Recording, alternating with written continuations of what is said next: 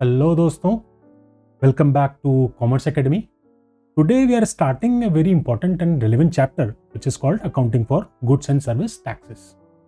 ठीक है, GST India के टैक्स सिस्टम में ना एक बड़ा रेवोल्यूशनरी स्टेप था. आज हम इसका मीनिंग, ऑब्जेक्टिव, इसकी कैटेगरीज और how do we pass accounting entry for GST that we learn in this chapter. And as we always do a quick recap to our story tellers. आप हमारे मिठाई लाल साहब को जानते हैं, जिनकी दुकान है जिसका नाम है मेसर्स मिठाई लाल. इन्होंने एक दुकान खोली हुई है जो काफ़ी पॉपुलर हो चुकी है और चूंकि ट्रांजैक्शंस काफ़ी बढ़ गए थे, इन्होंने एक अकाउंटेंट हायर किया है जिसका नाम भी सुंदर है और वो है भी बहुत सुंदर. तो हमारा सुंदर से मिठाई लाल साहब ने पूछा, यार ये आपने जनरल हमको सिखा दिया कैसे होता है, ledger, subsidy, books of account भी बता दिया आपने कैसे करते हैं, पेटी कैश भी कर देते हैं, ये जीएसटी का क्या लफड़ा है यार. मतलब जीएसटी का नाम बड़ा सुनते रहते हैं. आई होप कि तुम जीएसटी का एंट्री कर रहे हो, सारा हिसाब ठीक कर रहे हो. सुंदर ने कहा नहीं सर, ऐसा क्यों आप सोच रहे हैं, एवरीथिंग इज इन प्लेस, सब कुछ अच्छे से हो रहा है. और आपको मैं समझा भी देता हूँ कि जीएसटी है क्या. तो जीएसटी समझने से पहले एक छोटा सा हम रिकैप ले लेते हैं कि हमारी जो गवर्नमेंट है वो बहुत सारे पब्लिक एक्सपेंडिचर करती है, पब्लिक वेलफेयर के काम करती है. कभी इंफ्रास्ट्रक्चर डेवलप हो रहा है, कभी एजुकेशन के लिए कुछ खर्चा है, कभी हेल्थ केयर के लिए खर्चा है, डिफेंस के लिए खर्चा है. और ये सारे खर्चे वो पूरा करने के लिए एक कुछ उसके रेवेन्यू के स्ट्रीम होते हैं जहाँ से वो पैसा अपना कमाती है और फिर ये खर्च करती है. तो ये रेवेन्यू की जो स्ट्रीम होती है, इनमें से मेजर जो होता है वो टैक्स रेवेन्यू होता है. और टैक्स जो होता है उसको हम दो पार्ट्स में बांटते हैं. एक टैक्स जिसको हम बोलते हैं डायरेक्ट टैक्स और एक जिसको हम बोलते हैं इनडायरेक्ट टैक्स. तो जहां तक डायरेक्ट टैक्स का बात है, वो एक सिंपल भाषा में अगर हम समझने की कोशिश करें तो डायरेक्ट टैक्स वो होता है जो हम खुद पे करते हैं. जैसे हम फीस पे करते हैं अपनी, जैसे हम कहीं अपना कोई खाते हैं तो बिल पे करते हैं, वैसे ही हम इनकम टैक्स या वेल्थ टैक्स पहले होता था, अभी अबॉलिश हो चुका है. जो डायरेक्ट टैक्स होते हैं वो हमारी लायबिलिटी बनती है और हम खुद जाकर के सरकार को देते हैं और हमको पता भी चलता है. लेकिन ऑन द अदर हैंड अगर हम इनडायरेक्ट टैक्स की बात करें तो ये एक तरह से छुपा हुआ टैक्स होता है. हमने कुछ भी खाया, हमने बर्गर का बिल पे किया, उसमें एक इनडायरेक्ट टैक्स ऐड होकर के ही आता है जिसको हम नॉर्मली देखते भी नहीं है. सो डायरेक्ट टैक्स हम खुद जाके जमा करते हैं, इनडायरेक्ट टैक्स हमसे ले लिया जाता है इनडायरेक्टली. इसमें एक मेजर जो डिफरेंस है उसको हम बोलते हैं एक इंसिडेंस और एक को हम बोलते हैं इम्पैक्ट. तो नॉर्मल भाषा में अगर हम बात करें तो इंसिडेंस का मतलब क्या होता है, इंसिडेंस का मतलब होता है कोई भी घटना का घटना, एनी हैपनिंग, राइट. और इम्पैक्ट का मतलब होता है किसी भी चीज का प्रभाव. ठीक है जी. तो जैसे मुझे आपने किसी को थप्पड़ मारा तो घटना हुई उस आदमी के ऊपर कि आपने उसके ऊपर थप्पड़ मारा और उसको दर्द हुआ, ये उसका प्रभाव है. तो डायरेक्ट टैक्स जो होते हैं उसमें इंसिडेंस और इम्पैक्ट दोनों एक ही आदमी पे होता है. यानी जो टैक्स पे कर रहा है फाइनली प्रभाव भी उसी पे पड़ रहा है. अगर मेरी सैलरी 10,000 रुपए है और उसमें से 1,000 रुपए मुझे टैक्स देना पड़ा तो मुझे ही देना पड़ा, यानी मेरे ऊपर ही उसका घटना भी घटी और इम्पैक्ट भी मुझे मेरे ऊपर ही पड़ा, प्रभाव भी मेरे ऊपर हुआ क्योंकि मेरी इनकम अब 10,000 से कम होकर 9,000 हो गई. इनडायरेक्ट टैक्स में क्या होता है, इसमें इंसिडेंस यानी घटना किसी और के ऊपर घटती है और इम्पैक्ट यानी प्रभाव किसी और के ऊपर होता है. जैसे लैला मजनू याद है ना आपको, बड़े उनके किस्से हैं कि भाई लैला की पिटाई हो रही थी तो पिटाई लैला की हो रही है, सॉरी पिटाई मजनू की हो रही थी, पिटाई मजनू की हो रही थी, बट उसका असर, चोट और घाव दिख रहे थे लैला के ऊपर. तो इंसिडेंस कहीं और, इम्पैक्ट कहीं और. इनडायरेक्ट टैक्स में भी ऐसा होता है. जो शॉपकीपर हमको सामान बेचता है वो हमारे बिहाफ पे टैक्स, जो इनडायरेक्ट टैक्स है वो जमा करता है, लेकिन वो अल्टीमेटली उसका इम्पैक्ट, उसका प्रभाव हमारे ऊपर पास कर देता है, यानी हमसे उस टैक्स को ले लेता है. तो टैक्स अथॉरिटीज का इंटरफेस यहाँ पर वो शॉप ओनर है जो जाकर के अपने जीएसटी के पैसे या इनडायरेक्ट टैक्स के पैसे सरकार को जमा कर रहा है. तो इम्पैक्ट अगर आप देखें, इंसिडेंस अगर आप देखें तो वो शॉपकीपर पे हो रहा है, लेकिन वो उसका इम्पैक्ट जो है, उसका असर जो है वो एंड यूजर यानी आप और मैं जो फाइनल कंज्यूमर होते हैं उसके ऊपर ट्रांसफर कर देता है. सो डायरेक्ट इनडायरेक्ट टैक्स में मोटा मोटा लेमैन की भाषा में ये डिफरेंस है. ये आपके सिलेबस में नहीं है, but just to get a better perspective and understanding as to what exactly is direct tax and indirect tax, एक छोटा सा कंपैरिजन है. डायरेक्ट टैक्स जो होता है ये paid directly by the person और ऑर्गेनाइजेशन टू गवर्नमेंट है. जैसे हमने डिस्कस किया, डायरेक्ट टैक्स हम या जो भी ऑर्गेनाइजेशन है वो डायरेक्ट पे करता है. इनडायरेक्ट टैक्स में इंटरमीडियरीज जैसे सेलर्स कलेक्ट कर लेते हैं और देन ये वसूल करते हैं अल्टीमेट जो कंज्यूमर है उससे. तो ये इनडायरेक्टली गवर्नमेंट को मिलता है. बर्डन, जो हमने इम्पैक्ट की बात करी अभी, बर्डन जो होता है born bye tax payer himself. Income tax अगर मैंने पे किया है तो उसका प्रभाव भी मेरे ऊपर ही होगा. इनडायरेक्ट टैक्स में सेलर जो होता है ये कलेक्ट कर लेता है एंड यूजर से, तो इम्पैक्ट वो ट्रांसफर कर देता है, प्रभाव ट्रांसफर कर देता है. एग्जाम्पल हमको इनकम डायरेक्ट टैक्स के पता है. सबसे पर्टिनेंट जो है वो इनकम टैक्स है जो हम लोग देखते हैं। कॉर्पोरेट टैक्स भी इनकम टैक्स का एक पार्ट है मोटा मोटा। वेल्थ टैक्स पहले हुआ करता था, अभी आज की तारीख में एबॉलिश हो चुका है। तो ये डायरेक्ट टैक्सेस हैं जो हमसे डायरेक्ट गवर्नमेंट लेती थी। इनडायरेक्ट टैक्सेस में अभी जीएसटी है, कस्टम है, एक्साइज ड्यूटी है, ये सारे इनडायरेक्ट टैक्सेस हैं जो गवर्नमेंट अपने रेवेन्यू के तौर पे हमसे लेती है इनडायरेक्टली। नेचर क्या है जी? डायरेक्ट टैक्स को बोलते हैं कि ये प्रोग्रेसिव है।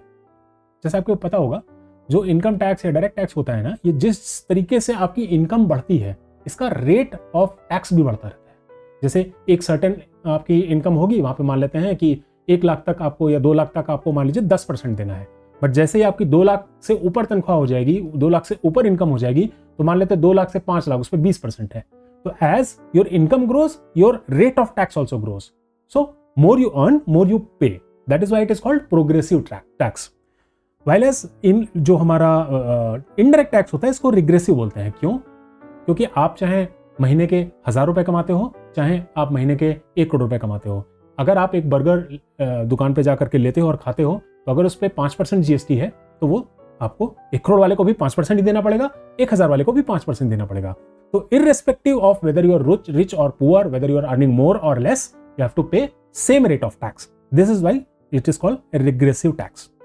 कलेक्शन पॉइंट क्या होता है? डायरेक्ट टैक्स जो होते हैं collected by government directly from income or wealth. जो भी हम सैलरी कमाते हैं उसमें से टीडीएस पहले से ही कट जाता है, सरकार के पास जमा हो जाता है और बाकी सैलरी हमको मिल जाती है। तो डायरेक्टली इनकम या वेल्थ से डिडक्ट हो जाता है डायरेक्ट टैक्स। इनडायरेक्ट टैक्स जो होता है वो कलेक्ट किया जाता है at the time of spending और कंजम्पशन। जब हम कोई चीज कंज्यूम करते हैं उस टाइम पे उसको कलेक्ट किया जाता है। इंपैक्ट ऑफ पीपल क्या है? डायरेक्ट टैक्स में अगर हम देखें ये ज्यादा फील होता है बिकॉज हमारी इनकम से सीधे कटता है। इनडायरेक्ट टैक्स क्योंकि वो प्राइस में ही जुड़ा होता है एक तरह से, तो हमको कई बार पता ही नहीं लगता कि we are paying this much extra. ठीक है, तो ये कम पता लगता है। तो ये बेसिक डिफरेंस हो गया आपके डायरेक्ट टैक्स और इनडायरेक्ट टैक्स के बीच में। तो सुंदर ने एक्सप्लेन किया हमारे मिठाई लाल को। मिठाई लाल ने कहा ये तो मुझे समझ में आ गया, मुझे तो पता नहीं था डायरेक्ट टैक्स कैसे होता है, इनडायरेक्ट टैक्स कैसे होता है। सुनता रहता था, लोग बात करते रहते थे। तो सुंदर ने कहा कि ठीक सर, अब हम मेन टॉपिक पे आ जाते हैं जो आपने मुझसे पूछा था, जीएसटी क्या होता है। तो जीएसटी का full form as we all know is goods and service tax. ठीक है जी, a single indirect tax replacing multiple tax. तो ये इंट्रोड्यूस अपना 1 जुलाई 2017 में गवर्नमेंट ने किया था। इसके पहले बहुत सारे इनडायरेक्ट टैक्स होते थे। हमारा सेल्स टैक्स लगता था, अभी वैट लगता था, एक्साइज लगता था, सर्विस टैक्स लगता था। There were multiple tax and there was lot much of confusion. Government ने क्या किया, ये सारे इनडायरेक्ट टैक्स एक तरीके से 100% मोटा 100% एबॉलिश कर दिए और उनकी जगह एक सिंपल टैक्स रख दिया जिसको हम बोलते हैं गुड्स एंड सर्विस टैक्स। और इसका मोटो भी रखा one nation one tax. Confusion कम करने की बारी हुई, ट्रांसपेरेंसी की बारी हुई, बेटर अकाउंटेबिलिटी की बारी हुई। So this is what the meaning of GST. अब सुंदर हमारे एक्सप्लेन करते हैं कि ऑब्जेक्टिव क्या है जीएसटी का। तो पहला तो था जो हमने डिस्कस भी किया, it aims to simplify indirect tax system, जो कि पहले कॉम्प्लिकेटेड था। भांति भांति के टैक्स थे, सबके अपने रूल्स थे, आपको समझना पड़ता था, सबकी अपनी अथॉरिटीज अलग अलग थी। It was a little complicated. Remove cascading effect of taxes. अभी क्या था, आप सेस भी पे कर रहे हो, आप एक्साइज भी पे कर रहे हो, तो देयर वर इंस्टेंसेस जहां पर डबल टैक्सेशन भी होता था कि एक ही चीज पे आपने 2 या उससे ज्यादा बार आपको टैक्स देना पड़ गया। बट जीएसटी का सिस्टम क्या है, जो भी आप वैल्यू ऐड करते हो, आपने 100 रुपए की कोई चीज खरीदी, 100 रुपए पे मान लेते हैं 10% जीएसटी है, तो आप 10 रुपए टैक्स दोगे। ठीक है, आपने उसी 100 रुपए की चीज को 200 रुपए का बेचा, तो 200 रुपए पे 10% 20 रुपए हुआ। आप 20 रुपए टैक्स आपकी लायबिलिटी बनती है, बट आपने जो पहले 10 रुपए दिए उससे एडजस्ट हो जाएंगे। आपने एडिशनल यहाँ पे 100 रुपए का ही वैल्यू ऐड किया हुआ है, तो आपको एडेड वैल्यू जो 100 रुपए है उस पर ही टैक्स देना पड़ेगा। पुराने 100 पे ऑलरेडी आप पे कर चुके। तो इस तरीके से ये डबल टैक्सेशन को एवॉइड करता है और कैस्केडिंग इफेक्ट जो होता है वो हमारा खत्म हो जाता है। Promote one nation one tax, as we have discussed this, one nation one tax was important thing to do in terms of more tax compliance, in terms of ease of doing business और बहुत सारी चीजों को promote करने के लिए। Increase transparency and compliance. जितना cumbersome आप बनाओगे सिस्टम, उतना ट्रांसपेरेंसी और कंप्लायंस डिफिकल्ट होती है। रूल्स उतने जितने ज्यादा डिफिकल्ट रूल्स हो जाएंगे, प्लथर ऑफ रूल्स होंगे, तो उनको फॉलो करना भी आम जनता के लिए डिफिकल्ट हो जाता है। जीएसटी ने उसको सिंप्लीफाई किया है, सिंगल एक टैक्स बन गया है, जिसकी वजह से ट्रांसपेरेंसी और कंप्लायंस भी इनहैंस हो रही है। अब बात कर लेते हैं मोटा मोटा what are the characteristics of GST.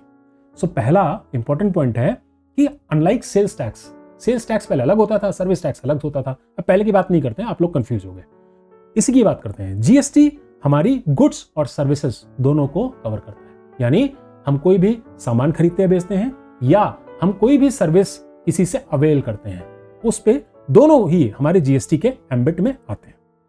Multi stage है, levied at each stage of supply. अभी जैसे पिछले हम लोग एग्जाम्पल देख रहे थे कि 100 रुपए की चीज खरीदी, 10% जीएसटी दिया, उसी चीज में हमने कुछ वैल्यू एड किया, उसको हमने 150 रुपए का बेचा, अब जो 50 रुपए बढ़ गया उस पर 10% यानी 5 रुपए एडिशनल टैक्स देंगे।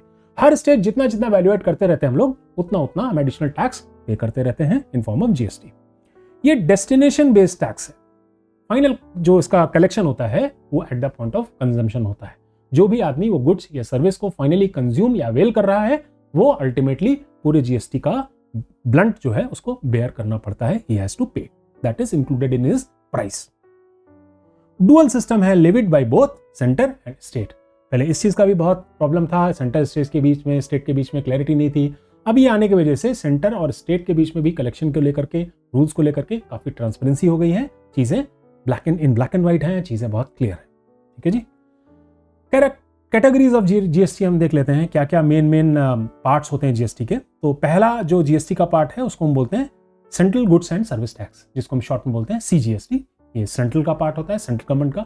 आपने सिविक्स में या बाकी जो क्लासेस उसमें हमारा गवर्नमेंट का स्ट्रक्चर पढ़ा होगा, स्टेट गवर्नमेंट होती है, सेंट्रल गवर्नमेंट होती है। तो जो सेंट्रल गवर्नमेंट के पास टैक्स जाता है उसको हम सीजीएसटी बोलते हैं, जो स्टेट गवर्नमेंट के पास जाता है उसको हम एसजीएसटी बोलते हैं, state goods and service tax. And there is a tax which is called integrated goods and service tax. ये क्या होता है इसको हम अभी आगे समझेंगे। जब दो स्टेट्स इन्वॉल्व होते हैं तब integrated goods and service tax लगता है। विद इन द स्टेट जब भी बात हो रही है तो हम सीजीएसटी और एसजीएसटी की बात करते हैं। ठीक है जी, यहां तक होप आप लोगों को समझ में आ रहा है। यू आर विद मी, बहुत फास्ट नहीं जा रहे हैं। सुंदर बाबू बहुत अच्छे से समझा रहे हैं हमारे मिठाई लाल को। अब हम देखते हैं अपने मिठाई लाल जी का एग्जाम्पल से ये कैसे कैसे कैटेगरीज होती है। इनको हम और बेहतर तरीके से इतना क्रिस्टल क्लियर समझेंगे जिसके बाद कोई कंफ्यूजन का गुंजाइश नहीं रह जाएगी। ठीक है, मिठाई लाल साहब आप सब जानते हैं, मिठाई लाल साहब हमारे मान लेते हैं लखनऊ वाले हैं, इनकी लखनऊ में मिठाई की दुकान है। ठीक है जी, लखनऊ में हम क्यों बोल रहे हैं? लखनऊ यूपी में है, उत्तर प्रदेश स्टेट में है, जो कि उत्तर प्रदेश का कैपिटल है। ठीक है, तो इंटर स्टेट और इंट्रा स्टेट समझने के लिए हमको ये भी डिफाइन करना पड़ेगा कि प्लेस ऑफ सप्लाई और प्लेस ऑफ ओरिजिन कहाँ पे हो रहा है ना।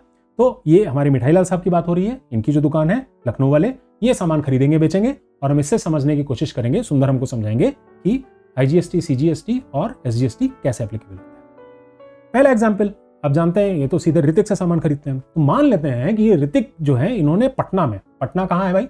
बिहार में, बिहार की कैपिटल पटना है। तो पटना में ऋतिक ने स्टोर अपना खोल रखा है और वहां से हमारे सुंदरलाल साहब, हमारे जो सुंदरलाल साहब हैं वो बताते हैं कि मिठाई लाल अपनी वहां से सामान मंगवाते रहते हैं। तो मान लेते हैं कि ऋतिक स्टोर पटना यानी बिहार से हमारे मिठाई लाल लखनऊ वाले ने 100 रुपए का कोई सामान खरीदा। रेट्स पे भी बहुत ज्यादा नहीं जाते, अलग अलग रेट्स। अभी 22 सितंबर 2025 से रेट्स को रैशनलाइज कर दिया गया है 2 टियर में। उससे पहले हमारे रेट्स ज्यादा होते थे, 5%, 12%, 18%, 28% इस टाइप से। अभी उनको रैशनलाइज कर दिया गया है। रेट्स के बारे में हम चिंता नहीं करते। एज ए 11th स्टूडेंट हमको कॉन्सेप्ट समझना है, जनरल एंट्री समझनी है। रेट्स नॉर्मली क्वेश्चन में दिए रहेंगे और ये वेरी करते रहते हैं टाइम टू टाइम। ठीक है जी, तो यहां पर मान लेते हैं 18% जीएसटी एप्लीकेबल है जो भी सामान इन्होंने खरीदा है ऋतिक स्टोर पटना से।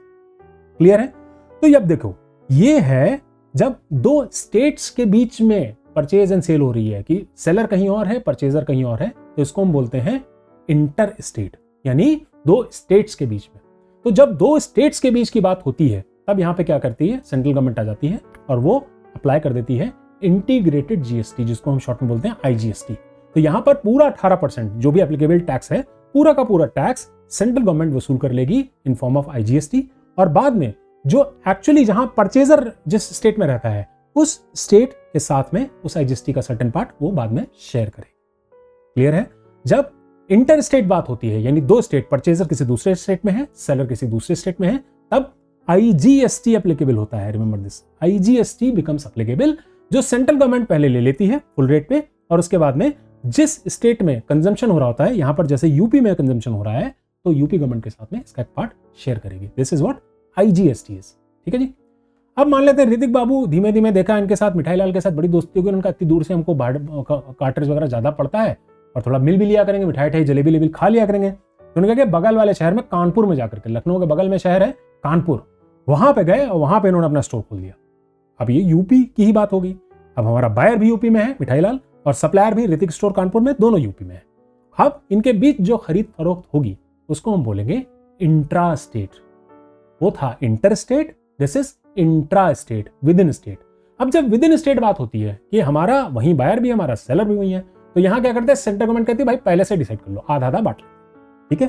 तो 50% ऑफ द रेट, क्योंकि हमारे यहाँ 18% था टोटल, तो 9% यहाँ सेंट्रल गवर्नमेंट के पास चला जाएगा इन फॉर्म ऑफ CGST, और 9% डायरेक्टली चलाया जाएगा स्टेट गवर्नमेंट को in form of SGST। Amount same रहेगा। आप ऊपर भी देखेंगे, अगर जहां पर हमारा इंटर स्टेट था वहां पे भी 18 रुपए यानी 18% GST था, यहाँ पे भी 18% ही GST है, यहाँ पे पहले ही डिवाइड हो जाएगा between state and centre. Clear है, कोई संशय नहीं है।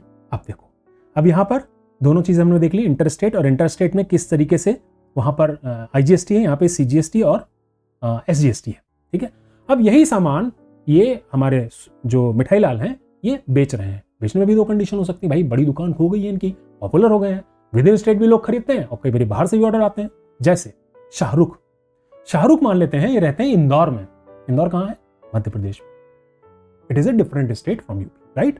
तो अगर शाहरुख इंदौर में बैठ करके मिठाईलाल की दुकान जो कि लखनऊ में है वहां से 1 किलो लड्डू मंगवाते हैं, ठीक है, तो यहां पर क्या एप्लीकेबल होगा? इंटर स्टेट है, इंटर स्टेट में हमेशा याद रखो IGST होता है, इंटीग्रेटेड होता है, क्योंकि इंटर स्टेट में 2 स्टेट गवर्नमेंट इन्वॉल्व है। तो पहले सेंटर IGST के नाम पे पैसा ले लेती है पूरा टैक्स, और उसके बाद में जिस स्टेट में कंजम्पशन हो रहा है, जैसे यहाँ MP में कंजम्पशन हो रहा है तो MP वाली गवर्नमेंट को इसे शेयर कर देगी, ठीक है। तो यहां पर हो गया IGST। सिमिलरली अगर ये शाहरुख बाबू आ जाते हैं, मान लो बनारस में, मंदिर वो बढ़िया वहां बन गया है और आरती वारती बड़ी बढ़िया होती है, वहीं रहेंगे अब बढ़िया। तो शाहरुख बाबू मान लो बनारस में रहने लगे, वाराणसी में, और वहां पर इन्होंने लड्डू मंगाए हमारी मिठाईलाल की शॉप से, लखनऊ वाले। तो अब ये हो गया intra state, with in the state, UP में ही, बनारस भी यूपी में है, वाराणसी भी यूपी में है, और हमारा लखनऊ भी यूपी में है। तो यहाँ पे क्या होगा? यहाँ पर SGST और CGST एप्लीकेबल हो जाएगा सेम 18% के रेट से। वहां पे 200 पे 18%, 36 रुपीज देने पड़े थे। यहां पे भी 36 होंगे, बट पहले ही डिवाइड हो जाएंगे, सेंट्रल को 18 और स्टेट को भी 18। ये सिंपल है, क्लियर है। एक टर्म इसमें और जो हम IGST, CGST और SGST के पहले लगाते हैं उसको हम लगाते हैं इनपुट या आउटपुट। इसका डिफरेंस समझ लेते हैं। एज ए इंटरमीडियरी, जैसे ये शॉप है मिठाईलाल की, मिठाईलाल जो भी सामान ऋतिक स्टोर से खरीद रहे हैं, मैदा, आटा, ये अपने खुद के अपने पर्सनल कंजम्पशन के लिए नहीं खरीद रहे, ये इसलिए खरीद रहे हैं कि इसमें कुछ वैल्यू ऐड करेंगे और उसके बाद में इसको मार्केट में बेचेंगे। तो इन्होंने उस पर जो भी GST दिया है वो इनकी एक करंट असेट है, क्योंकि अभी जो फाइनल सामान बेचेंगे उस पर जो लायबिलिटी GST की बनेगी उससे इसको एडजस्ट करेंगे, हम आगे देखेंगे भी। तो यहां पर ये मान के चलते हैं, जो एक्चुअल केस भी है, कि जो भी GST हम परचेज के समय पे करते हैं, मिठाईलाल जो परचेज के समय पे कर रहे हैं ऋतिक स्टोर को, वो इनकी करंट असेट है। क्लियर है? इससे जर्नल एंट्री एकदम मक्खन हो जाएगी। मैं आपको यकीन दिलाना चाहता हूं बार बार, जर्नल एंट्री के कॉन्सेप्ट्स अगर आपने क्लियर कर लिए तो GST हो, पार्टनरशिप हो, कंपनीज एक्ट हो, कोई भी तरीका का स्पेशल सिचुएशन हो, आप फिगर आउट कर सकते हो जर्नल एंट्री मिनटों में, जैसे हम इसमें करके देखेंगे। रटने की कहीं भी जरूरत नहीं पड़ेगी, लेकिन उसके लिए 3 chapters, rules of debit credit, accounting equation और मास्टर क्लास ऑफ जर्नल, ये जरूर बार बार आप देखें और प्रैक्टिस करें। वो कॉन्सेप्ट क्लियर कर लेना एज ए कॉमर्स स्टूडेंट आपके लिए उतना ही जरूरी है जैसे मंगलवार को हनुमान जी का प्रसाद चढ़ाना, बहुत जरूरी है। तो इसको जरूर आप करें। अभी आप देखेंगे उसी से ये कहीं पे भी आपको एंट्री में रटाऊंगा नहीं। आगे जितने भी चैप्टर आप मेरे साथ में हम लोग डिस्कस करेंगे उसमें आप देखेंगे एंट्री रटने के लिए मैं कहीं नहीं बोलूंगा, हम लोग डिराइव कर लेंगे एंट्री अपने उन्हीं ट्रेडिशनल रूल और मॉडर्न रूल्स, ठीक है। तो ये हो गई हमारी करंट एसेट, जो हमने इनपुट GST क्या हुआ?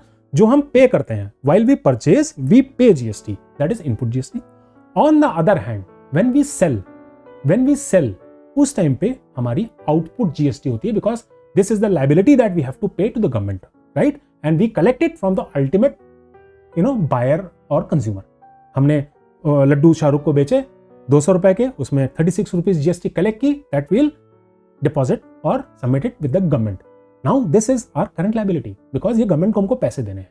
तो जो हमने खरीदते समय इनपुट GST लिया, पे किया, वो हमारा करंट एसेट है, और जो हमारा आउटपुट GST है, यानी सेल करते समय जो GST हम दूसरे से कलेक्ट कर रहे हैं, परचेजर से कलेक्ट कर रहे हैं, that is our current liability. Clear है? ओके। बहुत अच्छी बात है। तो हमने समझ लिया inter state, intra state, IGST, CGST और SGST, और इनपुट GST और आउटपुट GST में क्या फर्क। कोई का डाउट हो आप वापस रिवाइज करके वीडियो देख लें, और कहीं पे स्पेसिफिक चीज हो do comment, I try and resolve that doubt, but this is how it is. अब जी समझ लेते हैं फिर से, ये हमने ब्रीफ में एक बारी समझ लिया, अब इसको फाइनल एक टच दे लेते हैं। इंट्रा स्टेट सेल्स हमने अभी डिस्कस करी। इंट्रा स्टेट का सेल्स का मतलब होता है with in a particular state. Lucknow में दुकान है मिठाई लाल की, तो विद इन यूपी अगर कोई भी सेल होगी तो वो इंट्रा स्टेट कहलाएंगे, यूपी विद इन यूपी। ठीक है, इसमें जो GST होता है वो सेंट्रल गवर्नमेंट और स्टेट गवर्नमेंट के बीच में डिवाइड हो जाता है इक्वली। जो भी रेट होगा, 5% है तो 2.5% ठीक है, 18% है then 9%, whatever rate it is, right. तो उसके हिसाब से इक्वली CGST और SGST में डिवाइड हो जाता है। Example, sales of good within state, UP में हमने देख लिया, ये हमारा हो गया इंट्रा स्टेट। इंटर स्टेट में क्या होता है? इंटर स्टेट में सप्लाई एक स्टेट से दूसरे स्टेट में होती है। जैसे हमने एग्जाम्पल में भी देखा था, इन्होंने शाहरुख को इंदौर में सामान बेचा था, ठीक है, supply from one state to another state, या परचेज किया था इन्होंने पटना से, ठीक है, तो वो हमारी हो गई inter state supply. Inter state supply में only IGST is charge, rate same रहता है, डिवाइड नहीं होता है। IGST इज चार्ज जो सेंट्रल गवर्नमेंट करेक्ट करती है, और बाद में जिस भी स्टेट में वो फाइनली कंज्यूम हो रहा है उस गवर्नमेंट के साथ में उसको शेयर कर लेती है। ठीक है, एग्जाम्पल हमने लिया था कि कोई सामान यूपी में हम बना रहे हैं और बिहार में जाके सेल कर रहे हैं, then this will be called inter state sales. Clear है जी? डन। अब हम देख लेते हैं चार्ज GST जो होता है वो किस पे होता है। ये हम पहले भी एक बार देख चुके हैं। It is levied on supply of goods as well as services. ठीक है, सिर्फ गुड्स पे नहीं होता है, सर्विसेज भी अगर हम दे रहे हैं, कोई हम इंश्योरेंस बेच रहे हैं, कोई हमने बैंक चार्जेस पे किए हैं, भांति की सर्विसेज होती हैं, उस पे हमको कमीशन है, वहां पे भी हमको GST लेवी का होता है।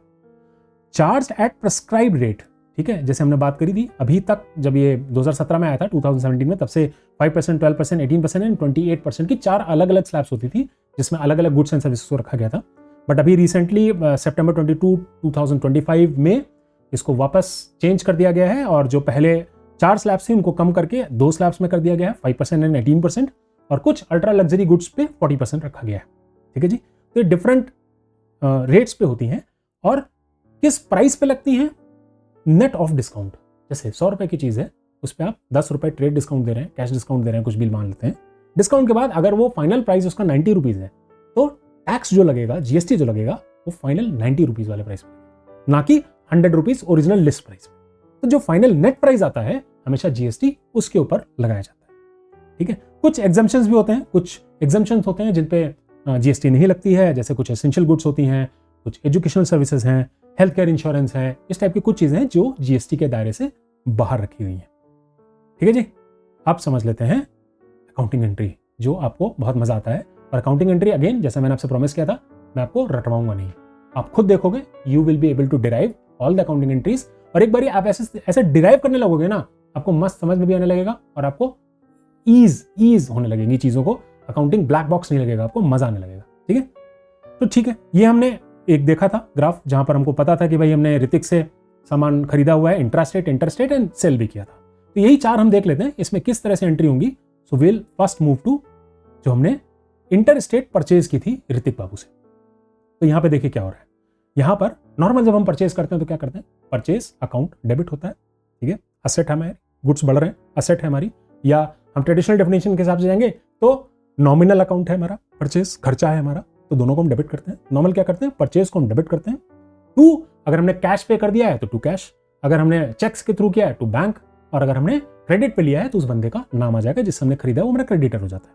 ठीक है, तो यहां पर मान लेते हैं अगर हमने ऋतिक से उधार में सामान खरीदा है 100 रुपए का, अभी GST की बात नहीं करते हैं, तो हमारी सिंपल एंट्री क्या होगी? परचेज अकाउंट डेबिट टू ऋतिक। क्लियर है?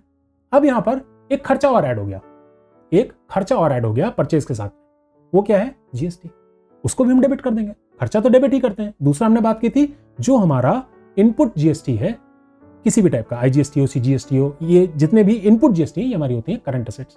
तो अगर हम मॉडर्न डेफिनेशन में लगाएं तो असेट्स क्या होता है? उनका डेबिट बैलेंस होता है। इंक्रीज अगर करना है, क्योंकि हम ये पे कर रहे हैं, बढ़ेगा इसका बैलेंस, तो भी हमको डेबिट करना होता है।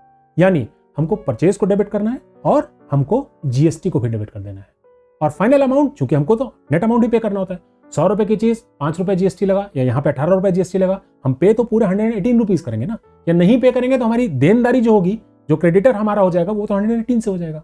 तो बहुत सिंपल तरीके से इस तरह समझिए। ट्रेडिशनल डेफिनेशन के हिसाब से जीएसटी हमारा आउटपुट जीएसटी क्या हो गया, खर्चा हो गया, एक्सपेंस हो गया, एक्सपेंस को डेबिट करते हैं। मॉडर्न डेफिनेशन के हिसाब से it is a current asset, current asset को इंक्रीज करने के लिए हमको इसको डेबिट करना पड़ता है, सिंपल है। परचेज अकाउंट डेबिट, जो भी हमारा आउटपुट आईजीएसटी है उसको हम डेबिट कर देंगे, और टोटल अमाउंट हम लिख देंगे इसमें तो कैश, बैंक और क्रेडिटर। जिस तरीके से भी पेमेंट हो रहा है, कैश के थ्रू हो रहा है तो हम कैश लिख देंगे, बैंक चेक के थ्रू हो रहा है तो बैंक लिख देंगे, और अगर हमने उधारी पे लिया है तो क्रेडिटर का नाम लिख देंगे, जैसे यहाँ ऋतिक है। इसमें कोई डाउट है? एक बार फिर से देख लीजिए। परचेज अकाउंट डेबिट होता ही होता है, उसके साथ में एक खर्चा हमारा और ऐड हो गया, उसको भी हमने डेबिट कर दिया, और टोटल अमाउंट से हमने कैश, बैंक या क्रेडिटर को क्रेडिट कर दिया। This is as simple as that. बहुत सिंपल है। इसका जबरदस्ती लोगों ने हवा बना रखा है, जीएसटी कुछ नहीं है। इनफैक्ट कोई भी इवेंट, कोई भी स्पेशल पर्पस एंट्री आपको डिफिकल्टी नहीं देगी अगर आपने एक भी रूल ट्रेडिशनल तरीके से या मॉडर्न तरीके से अच्छे से प्रैक्टिस कर लिया। मैं दोनों इसलिए बताता हूं कि जॉब को अच्छा लगे करिए। आप सबकी अपनी अपनी पसंद है, किसी को बैंगन पसंद है, किसी को आलू पसंद है, आपको जो भी पसंद है वो करिए। हाँ जी, नेक्स्ट आ जाते हैं। हमारी इंट्रा स्टेट परचेज हुई थी, इससे पहले हमने इंटर स्टेट की थी, यहाँ पे इंट्रा स्टेट हुई थी। अब यहाँ पे देखो कुछ फर्क नहीं पड़ रहा है, सेम एंट्री है, purchase account debit, GST debit to sales, but अभी जीएसटी के दो नाम हो गए, दो पार्ट में बढ़ जाएगा। ठीक है, पहले हम सिर्फ विदाउट जीएसटी क्या करते थे, purchase account debit to creditor या बैंक और कैश। हमने जीएसटी ऐड कर दिया तो purchase account debit plus GST debit to bank, cash, creditor. यहाँ पे जीएसटी के भी दो पार्ट हो गए, एक सीजीएसटी हो गया, एक एसजीएसटी हो गया। अब हम तीन को अकाउंट को डेबिट कर देंगे, purchase account debit, input CGST debit, input SGST debit to cash, bank या क्रेडिटर। जैसे भी पेमेंट हुई है, नहीं हुई है तो क्रेडिट। क्लियर है? परचेज अकाउंट हमारा एक्सपेंस है, debit what comes in, sorry expense है तो debit all expenses against. Real में अगर हम उसमें मॉडर्न डेफिनेशन में देखें तो परचेज गुड्स आ रही है, हमारी असेट्स है, असेट्स इंक्रीज हो रही है। सिमिलरली हमारा जो इनपुट जीएसटी जो भी फॉर्म में हो, आईजीएसटी हो, सीजीएसटी हो, एसजीएसटी हो, ये सारे इनपुट हमारी करंट असेट्स होते हैं। ठीक है जी, ये इंक्रीज हो रही है तो हम डेबिट करेंगे। हमने यहाँ पर इस तरीके से ये एंट्री पास कर दी। इंट्रा स्टेट में वो जो जीएसटी थी हमारी दो पार्ट में बढ़ गई, और जब हमारी इंटर स्टेट की बात हो रही थी तो वहां पे चूंकि सेंट्रल गवर्नमेंट ही वसूल करती तो एक ही पार्ट में जाती। सिर्फ और सिर्फ इतना ही फर्क है दोनों एंट्रीज में। सेल्स पे आ जाते हैं जी। सेल्स में क्या हो रहा है? सेल्स में देखिए शाहरुख को इन्होंने बेचा। अब सेल्स में हम क्या एंट्री करते थे बताओ जरा? सेल्स में क्या एंट्री होती थी? सेल्स हमारा क्रेडिट होता है क्योंकि हमारा इनकम है। ठीक है, और हम डेबिट किसको करते थे? अगर कैश में पैसा दिया है तो कैश को, बैंक में आया पैसा तो बैंक को, और अगर उधार में है तो डेटर डेबिट हो जाता था उसके नाम से। सेम एंट्रीज करेंगे। ठीक है, लेकिन अब कैश अगर आएगा या हमारा डेटर आएगा तो अब दो अमाउंट से आएगा। एक तो जितने का अमाउंट हमारा कॉस्ट था 200 रुपए, प्लस उस पर जो जीएसटी था वो भी उससे लेना है ना। तो कैश, बैंक या डेटर का नाम, जो हमारा गुड्स का कॉस्ट प्राइस है, हमारा फाइनल प्राइस है, वो प्लस जीएसटी, इससे हमको डेबिट करना पड़ेगा। इस केस में कितने? 236। ठीक है, क्रेडिट किसको करेंगे हम? क्रेडिट एक तो सेल्स करेंगे। सेल्स कितने से करेंगे? जितने की सेल्स हुई है 200 रुपए से।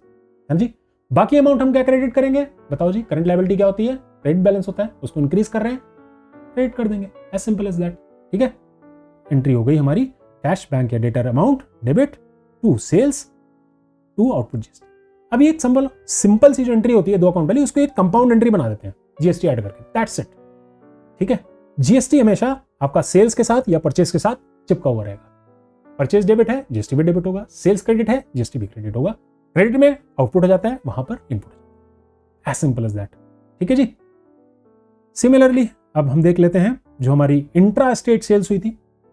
Intra state with in state में क्या होता है? जो हमारा जीएसटी होता है दो पार्ट में बांट करके होता है, सेंट्रल गवर्नमेंट का, स्टेट गवर्नमेंट का। सेम एंट्री होगी, बिल्कुल सेम एंट्री होगी। हमारा बैंक अकाउंट, कैश अकाउंट या डेटर अकाउंट डेबिट होगा। ठीक है, क्रेडिट सेल्स 200 रुपए से होगी, और जीएसटी पहले जो हमारी 36 रुपीज एक ही हेड में आ रही थी आईजीएसटी, अब वो दो पार्ट में बढ़ जाएगी, सेंट्रल एंड स्टेट। सिंपल देखो, cash account debit 236 to sales 200 rupees, और जीएसटी जो हमारा हो गया दो पार्ट में बढ़ गया, और चूंकि सेल्स है इसलिए आउटपुट है। क्लियर है? कोई संशय नहीं? बहुत सिंपल एंट्रीज है, कॉन्सेप्ट सेम रहेगा। ट्रेडिशनल से कर लो या मॉडर्न से कर लो, वो हमेशा कभी मत छोड़ो। ये धीमे धीमे जितना आप इस तरह से प्रैक्टिस करते रहोगे ना, आगे आप देखो आपको याद करने की जरूरत नहीं पड़ेगी, ऐसे एंट्री खुद ही बोलने लगोगे क्या डेबिट है क्या क्रेडिट है। But then it requires a bit of practice. वही गाड़ी का एग्जाम्पल लें, पहले हमको याद रखना पड़ता है, अच्छा क्लच दबाना है जी, अच्छा गियर चेंज करना है, माइंड में चलता रहता है। फिर धीमे धीमे क्या होता है ना, it becomes a function of your spinal cord, right. आप कुछ और सोचते रहोगे, कुछ और चलता रहेगा, अपने आप वो गियर चेंज हो जाएगा, है ना, अपने आप वो क्लच दब जाएगा, वो अपने आप होने लगता है। वैसे जनरल एंट्री भी है, बट फॉर दैट प्रैक्टिस करनी पड़ेगी। रोटी गोल गोल देखने से, वीडियो से नहीं होगा, है ना। जाकर के किचन में रोटी बनाने की भी प्रैक्टिस करनी पड़ेगी, उसी से ही रोटी गोल बनेगी। ठीक है, अब इसकी उल्टी एंट्री हम देख लेते हैं। परचेज रिटर्न भी हमारी होती है। तो परचेज जो भी हमारा हुआ है उसकी जो एंट्री हुई थी, परचेज रिटर्न उसकी उल्टी एंट्री हो जाती है हमारा। यही तो होता है ना, सिंपल सी बात है। तो यहां पर हमने परचेज की क्या एंट्री की थी, हमको पता है, purchase account debit to input IGST to cash bank creditor. यहां पर हम उल्टा कर देंगे, कैश बैंक क्रेडिटर को यहां पर हम कर देंगे डेबिट टू परचेज रिटर्न। ठीक है, क्योंकि परचेज को हम वैसे नहीं रखते, और आईजीएसटी को हम वापस क्या कर देंगे, क्रेडिट कर देंगे। बट क्या है यहां पर, जैसे हम मान के चल रहे हैं कि हमने 100 रुपए का सामान खरीदा था, बट हो सकता है हमने कम पूरा सामान ना वापस किया। यहां पर एग्जाम्पल के तौर पे मान लेते हैं कि हमने 50% वापस किया, मतलब 100 रुपए की चीज ऋतिक स्टोर पटना से खरीदी और 50 रुपए की वापस कर दी। तो अब जीएसटी भी जो एप्लीकेबल होगा वो 50 रुपए पे ही होगा, माइंड दैट, है ना। 100 पे पूरा जीएसटी, 18 रुपए की एंट्री मत कर देना। अगर सामान 50 रुपए का वापस कर रहे हो तो 50% कर रहे हो, तो जीएसटी भी 50% हो जाएगा। ये देखो, ठीक है, परचेज हमने 50 रुपीज का वापस किया, तो उस पर हमारा जीएसटी भी 9 ही रुपए लगेगा, 18% के हिसाब से उतना ही लगेगा ना। ठीक है, कम हो गया, पूरा 18 रुपए नहीं लगाएंगे। और ये टोटल अमाउंट 59 रुपीज से, पहले 118 था, 118 का आधा 59 हो गया। ठीक है, cash bank creditor account debit to purchase return account to input GST IGST account. Clear है जी? ऑल राइट, नेक्स्ट जाते हैं। अभी हम उसको इंट्रा स्टेट परचेज रिटर्न कर लेते हैं। इंट्रा स्टेट परचेज रिटर्न में भी अगेन वही है, सेम एंट्री है, बस जो आपका आईजीएसटी था वो अब दो पार्ट में बट जाएगा, सीजीएसटी और SGST, nothing more. Cash bank creditor account debit, ठीक है, परचेज रिटर्न अकाउंट हमारा 50 रुपए का सामान वापस किया था, और उसमें हमने 9 रुपए जीएसटी थी जो अब हमारे दो पार्ट में बट गई, सीजीएसटी और एसजीएसटी। सिंपल, नथिंग एल्स, बहुत सिंपल एंट्री है। क्लियर? हाँ जी, ठीक है। इसी तरीके से हम सेल्स रिटर्न की भी बात कर लेते हैं। सेल्स रिटर्न में जब हमने इंटर स्टेट सेल्स की बात की थी, तो इंटर स्टेट सेल्स में हमारी एंट्री क्या हुई थी? इंटर स्टेट सेल्स में हमारी एंट्री हुई थी कि कैश अकाउंट या बैंक अकाउंट या डेटर अकाउंट डेबिट हुआ था टू सेल्स या आउटपुट एडजस्ट हमने किया था। इसको हमको उल्टा करना पड़ेगा। अगेन हम वही एग्जांपल ले रहे हैं कि 50% of original amount has been returned. तो सेल्स हमने यहाँ 200 रुपए की थी, हमारी 100 रुपए का रिटर्न आ गया, तो 100 रुपए का सेल्स रिटर्न आ गया, उस पर जीएसटी 18% है तो 18 रुपए लगेगी, 36 रुपए नहीं लगेगी, 36 पूरे 200 पे थी, राइट। टू कैश बैंक या डेटर जो भी केस है हमारा, उसके हिसाब से 118 रुपए हो गया। सिमिलरली अगर हम यहां पर इंट्रा स्टेट सेल्स रिटर्न की बात करें, जहां पर विद इन द स्टेट की बात हुई थी, तो विद इन द स्टेट जो जीएसटी का पार्ट है, अगेन वही दो पार्ट में डिवाइड हो जाएगा, सीजीएसटी और आईजीएसटी नहीं, सीजीएसटी और एसजीएसटी, स्टेट और सेंटर। सेम एंट्री, 100 रुपए का सामान वापस, जो हमने पहले 18 रुपए की कॉमन एंट्री आईजीएसटी में कर दी थी, वो दो पार्ट में बट गई, और 118 रुपीज से हमने कैश बैंक या डेटर को क्रेडिट कर दिया। ये हो गई हमारी एंट्रीज रिटर्न्स की, सेल्स रिटर्न और परचेज रिटर्न की। कुछ एक टिपिकल एंट्रीज हम जो करते हैं कि मान लीजिए हम डोनेशन दे रहे हैं, चैरिटी दे रहे हैं, सैंपल के लिए गुड्स दे रहे हैं या ड्राइंग्स कर रहे हैं, तो इसमें आपको याद होगा हम परचेज अकाउंट को क्रेडिट कर देते थे, राइट। जो भी हेड में हम दे रहे हैं, अगर हम चैरिटी के लिए दे रहे हैं तो चैरिटी अकाउंट डेबिट कर देंगे, डोनेशन दे रहे हैं तो डोनेशन डेबिट कर देंगे, सैंपल अगर दे रहे हैं तो गुड्स सेंट फॉर सैंपल या एडवर्टाइजमेंट एक्सपेंस को हम डेबिट कर देते थे, है ना। और उस हिसाब से हम इसको ड्राइंग्स को डेबिट कर देते थे और परचेज को क्रेडिट करते थे। ये हमारी ओरिजिनल एंट्री होती थी। यहाँ पे भी हम सेम चीज करेंगे, जस्ट दैट कि अब परचेज के साथ में हमारा जीएसटी ऐड हो जाएगा। अगर वो इंटर स्टेट है तो आईजीएसटी, इंटर स्टेट है तो सीजीएसटी और एसजीएसटी, ठीक है। अब देखें तो यहाँ पर गुड्स परचेज इंटर स्टेट अगर है तो डोनेशन, चैरिटी, सैंपल, ड्राइंग जो भी अकाउंट है, जो भी एंट्री आपकी, उसको डेबिट कर देंगे to purchase account to input IGST. और सिमिलरली अगर हम goods were purchase intra state, तो यहाँ पर देखो एंट्री इन्होंने गलत लिख दी है, यहाँ पर इनपुट आईजीएसटी नहीं होगी, यहाँ पर इनपुट दो एंट्री हो जाएंगी, input SGST and input CGST, दोनों अकाउंट हो जाएंगे, बस यही फर्क है। तो विद इन जब स्टेट होती है तो पहले ही जीएसटी दो पार्ट में बट जाती है, और जब दो स्टेट्स के बीच में होती है तो एक सिंगल आइटम रहता है आईजीएसटी। क्लियर है जी? गुड। अब हम देख लेते हैं कि भाई हमने ये समझ लिया कि जब हम सामान खरीदते हैं तो हम जीएसटी पे करते हैं, उसको हम बोलते हैं इनपुट जीएसटी।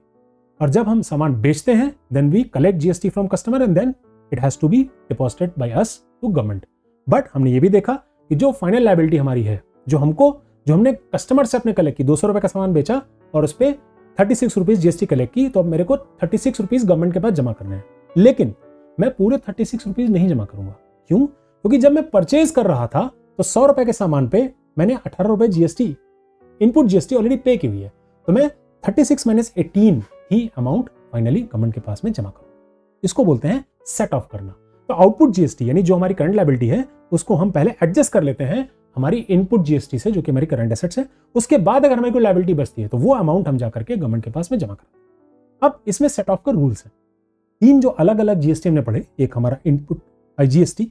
इनपुट आईजीएसटी को हम सबसे पहले सेट ऑफ करेंगे जो अमाउंट हमारे पास पड़ा है आउटपुट आईजीएसटी में। ठीक है, input IGST will first be adjusted against output IGST. तो भाई आईजीएसटी आईजीएसटी, इसके बाद अगर कुछ बच रहा है, मान लीजिए इनपुट आईजीएसटी हमारे पास में ज्यादा है और आउटपुट आईजीएसटी उससे कम है, तो अमाउंट बच रहा है तो उसको फिर हम एडजस्ट कर देंगे आउटपुट सीजीएसटी से। फिर भी अगर कुछ बच रहा है तो फिर आखिरी में हम एसजीएसटी से भी कर देंगे। तो आईजीएसटी जो होता है वो सबसे पहले आईजीएसटी से होगा, फिर उसके बाद सेंट्रल गवर्नमेंट वाले से होगा, फिर उसके बाद स्टेट गवर्नमेंट वाले से होगा। ये होता है इनपुट आईजीएसटी का ट्रीटमेंट। इसी तरीके से इनपुट सीजीएसटी जो होता है वो हमेशा पहले तो खुद से करेगा, सीजीएसटी से करेगा, उसके बाद वो सिर्फ और सिर्फ आईजीएसटी से कर सकता है। सेंट्रल और स्टेट गवर्नमेंट का जो इनपुट जीएसटी है उसका एडजस्टमेंट एक दूसरे के आउटपुट इससे नहीं होता। जैसे इनपुट सीजीएसटी है तो it can be only be adjusted against CGST itself and IGST, and similarly जो हमारा स्टेट गवर्नमेंट का टैक्स है वो सबसे पहले एडजस्ट होगा एसजीएसटी से, अपने ही टैक्स से, और उसके बाद अगर कुछ बच रहा है तो आईजीएसटी से। It can not be adjusted from here, यहां से नहीं होगा। सिमिलरली इसको भी यहां से नहीं कर सकते। तो इंटीग्रेटेड जो है वो तीनों में से हो जाएगा, सबसे पहले खुद इंटीग्रेटेड से, फिर सेंट्रल से, फिर स्टेट से, और जो हमारा स्टेट और सेंट्रल गवर्नमेंट है वो पहले रिस्पेक्टिव अपने स्टेट और सेंट्रल गवर्नमेंट से, और उसका अगर कुछ बच रहा है तो आईजीएसटी से। थोड़ा सा डिफिकल्ट लग रहा है विजुअलाइज करने में, इसका एक एग्जाम्पल देख लेते हैं तो ये और ईजी हो जाएगा। एग्जाम्पल क्या है जी हमारा, यहाँ पर हम एग्जाम्पल लेते हैं हमारे मिठाई लाल साहब जो कि लखनऊ में उनकी दुकान है, इनके पास फॉलोइंग जीएसटी बैलेंसेस है। ठीक है, क्या क्या है? Input GST. इनपुट जीएसटी क्या होता है? जो हमने पे किया है, ये हमारी है करंट असेट। ठीक है, और ये आउटपुट जीएसटी है जो हमने कस्टमर से कलेक्ट किया और हमको गवर्नमेंट को जमा करना है, ये हमारी है करंट लायबिलिटी। कोई डाउट तो नहीं है? ठीक है, अब क्या है, ये आउटपुट जीएसटी हमको गवर्नमेंट को पे करना है, और पहले इसको पे करने से पहले हमारी लायबिलिटी है 844 यानी 16,000 रुपीज की। इसके अगेंस्ट हम पहले जो इनपुट जीएसटी जो हम ऑलरेडी पे कर चुके हैं उनको एडजस्ट करेंगे। ये कैसे करेंगे, ये वर्किंग को देखनी है। तो सबसे पहले हम आउटपुट जीएसटी लिख लेंगे, ये हमको पे करना है इसलिए हमने माइनस में लिखा है, विद इन ब्रैकेट जो नंबर होते हैं उनको माइनस में रखते हैं। तो ये हमारी लायबिलिटी है इसलिए हमने माइनस में लिखा है। एडजस्टी हमको कितना पे करना है? 8,000 रुपीज। ठीक है, सीजीएसटी कितना करना है? 4,000, और एसजीएसटी कितना करना है? अगेन 4,000। ये हमने अमाउंट लिख लिया। अब हमारा रूल क्या था? सबसे पहले जो आउटपुट वाली चीज है इसको हम इनपुट से एडजस्ट करते हैं, आईजीएसटी को आईजीएसटी से, सीजीएसटी को सीजीएसटी से, एसजीएसटी को एसजीएसटी से। ठीक है जी, करते हैं। ये 5,000 रुपए हमने लिख लिया। यहाँ पर चूंकि 4,000 है तो इसलिए हम पूरा 6,000 लेकर के नहीं आएंगे, हम सिर्फ 4,000 लेके आएंगे, जितना है उतना ही तो करेंगे। यहाँ पर लायबिलिटी 4,000 की थी लेकिन अमाउंट कम था 3,000, हम 3,000 लेके आ गए। क्लियर है? यहाँ पे देखो 4 ही लाए हैं क्योंकि यहाँ पर 4 ही था, जबकि यहाँ पे 6 है, तो हम बैलेंसिंग भी कर लेंगे और क्लियर हो जाएगा। भाई 8,000 की लायबिलिटी थी, 8,000 की लायबिलिटी थी, 5,000 हमने यहाँ से एडजस्ट कर लिए, 3,000 अभी भी देनदारी बच रही है हमारी आईजीएसटी में। यहाँ पर क्या हुआ, 4,000 की हमारी लायबिलिटी थी, ठीक है, और 4,000 हमने पूरे पे कर दिए, लेकिन थे हमारे पास 6,000 रुपए, तो अभी 2,000 का सरप्लस यहाँ बचा हुआ है जो हम किसी और हेड में एडजस्ट कर सकते हैं। यहाँ पर हमारी लायबिलिटी 4,000 की थी, हमारे पास थे 3,000, यानी अभी यहाँ देनदारी 1,000 रुपए की है। तो एसजीएसटी में 1,000 रुपए भी देने बाकी हैं, आईजीएसटी में 3,000 देने बाकी हैं, सीजीएसटी में हमारे पास 2,000 रुपए एक्स्ट्रा है। अब देखो आईजीएसटी के अमाउंट को हम सीजीएसटी और एसजीएसटी दोनों से एडजस्ट कर सकते हैं। एसजीएसटी में हमारे पास एक्सेस बैलेंस है ही नहीं, वहां तो उसकी अपनी कमी है, उसका दामन स्वयं गीला है, वो दूसरों के आंसू कैसे पोछेगा? दूसरे के आंसू कौन पोछेगा? हमारा सेंट्रल गवर्नमेंट वाला।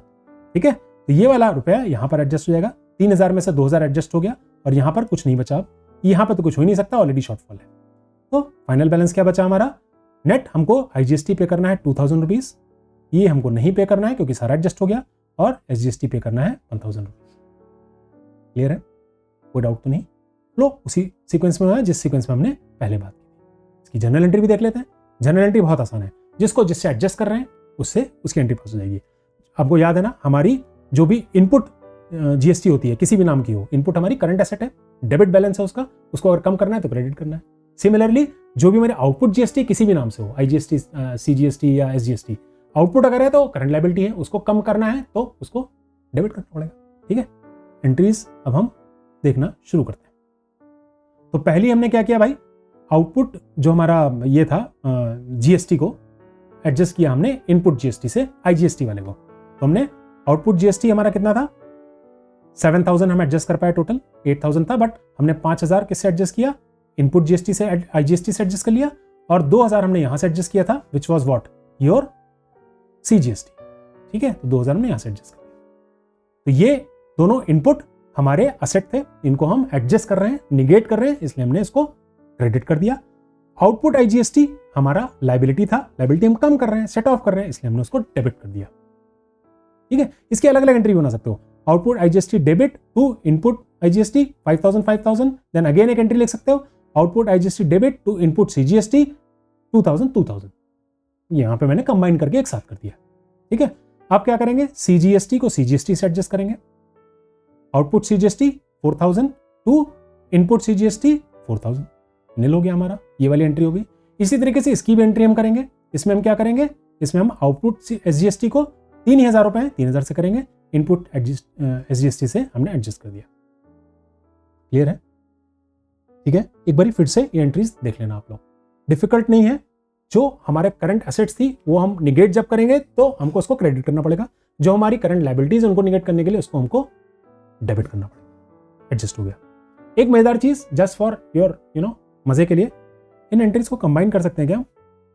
ये 3 एंट्रीज हैं जिनमें एक हमारी कंपाउंड है और 2 नॉर्मल एंट्रीज हैं, इनकी मिला के कंपाउंड एंट्री बना सकते हैं क्या?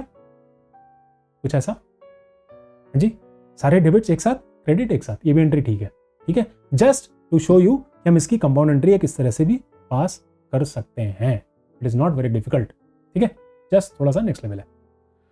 ऑल राइट, तो अब हमारे सुंदर खुश हो गया हमारे मिठाई लाल से कि भाई ये तो साहब बहुत अच्छे हैं, मतलब नौकरी भी दी हुई है, पैसे भी देते हैं, मिठाई भी खिलाते हैं और हमारा भाषण भी सुनते हैं। तो सुंदर ने कंक्लूड किया कि भाई क्या क्या आज हमने डिस्कस किया है। तो GST simplified India's indirect tax system, that was the objective. पहले कॉम्प्लेक्स होता था, भांति भांति के टैक्स थे, भांति भांति के अलग अलग हर टैक्स के अलग अलग डिपार्टमेंट थे, उनके अलग अलग कंप्लायंसेस थे। तो डूइंग बिजनेस वाज डिफिकल्ट, लोगों को टैक्स कंप्लायंस में भी दिक्कत होती थी। तो ये सिंप्लीफाई करने के लिए काम किया गया था। डुअल सिस्टम है, सेंटर और टैक्स, सेंटर और स्टेट दोनों के बीच में जो जीएसटी है उसका रेवेन्यू डिस्ट्रीब्यूट होता है। इंट्रा स्टेट जो होती है उसमें सीजीएसटी और एसजीएसटी, स्टेट और सेंटर दोनों का साइमल्टेनियसली डिवाइड हो जाता है, और जो अलग अलग स्टेट्स के बीच में होती है उसमें सेंट्रल गवर्नमेंट पहले पैसा ले लेती है आईजीएसटी के फॉर्म में, और उसके बाद में स्टेट्स में डिवाइड करती है। Correct GST accounting ensures compliance. ठीक है, जो सुंदर बाबू मिठाई लाल की दुकान में कर रहे हैं, तो आपको और सुंदर को की प्रैक्टिसिंग रोटी गोल तब बनेगी। ठीक है, और जनरल एंट्री करेंगे और पोस्टिंग करेंगे और इसको इतना परफेक्ट करेंगे जैसे अब जब आप गाड़ी चलाते हो तो आपको याद नहीं करना पड़ता गियर कब शिफ्ट किया, क्लच कब दबाया, वैसे ही एंट्रीज भी होंगी। Trust you me, just keep practising and thanks for your patient hearing. See you in next class. कोई भी डाउट हो तो please comment, I will try and reply to that. See you next class. Thank you, bye bye.